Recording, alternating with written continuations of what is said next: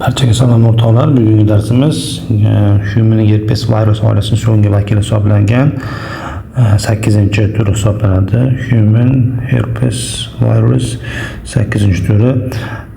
Ikkinchi nomi yoki keltirib chiqadigan kasalliklar oson o'rganadigan bo'lsak, bu Kaposi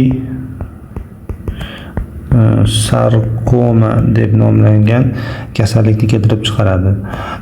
Buni mana bu joydagi Cates posies deb nomlangan so'zdagi, ya'ni Catesning posies degani gullari degan ma'noda anglatadi.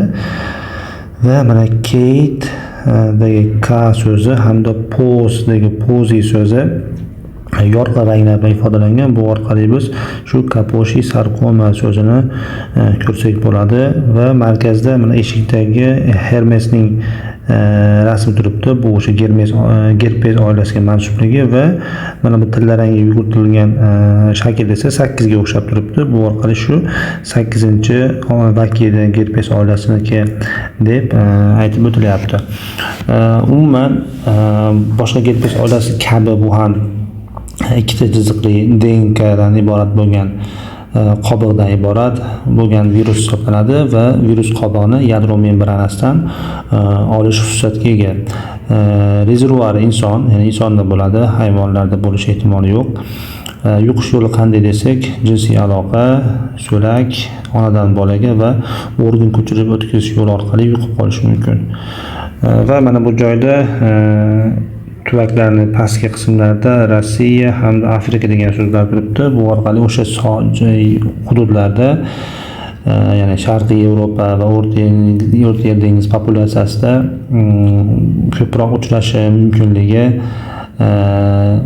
inobatga olingan. Bundan tashqari umuman bu immunitet past bo'lgan bemorlarda, mana qariya turib hasad ifodalangan yoki bo'lmasa mana ko'krak qafasida o'yis belgisi bor. Bu orqali shu spidga chalingan bemorlarda kasallik ko'proq uchrashi mumkinligi tasvirlanyapti.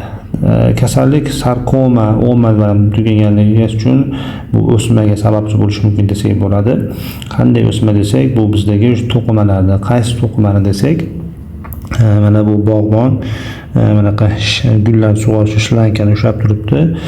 Shlankani o'rniga biz endi o'sha qon tomirlarida, kapillyar qon tomirlarining endoteliyasi deb tasavvur qiladigan bo'lsak, o'shandagi mana veg fertilizer deb nomlangan o'g'it turibdi va V, E, G hamda F harflari yashil bilan ifodalangan. Bu orqali esa biz shu vaskular endotelial growth faktor bor, ya'ni qon tomir endoteliyasining o'sish omili deb nomlangan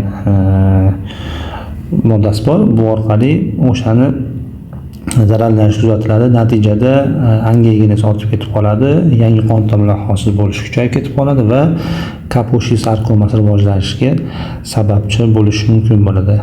Kasallikning asosiy belgilari bu terida yoki shilliq qavatlarda binafsha rangdagi eritromatoz yoki bo'lsa toshmalar sababchi bo'lishi. Dastlab qayerlarda bo'ladi desak, birinchi mana gul do'koni shifti va ular unaqa havasimon shaklda va binafsha rangli gullar tasvirlangan. Buni biz shu qattiq tanglay deb tasavvur qilsak bo'ladi. Ya'ni o'sha joylarda toshma keltirib chiqarish mumkin. Yana toshma keltirib chiqarish mumkin bo'lgan joylar mana kampirda, qo'llarda, oyoqlarda ba'zi bir joylarda turibdi. O'sha sohada ham shu binafsha rangli toshmalarga sababchi bo'lishi mumkin. Yana bir joyi esa bunda rasmda tasvirlanmagan, mana bu haykalning ko'krak qafasi, ya'ni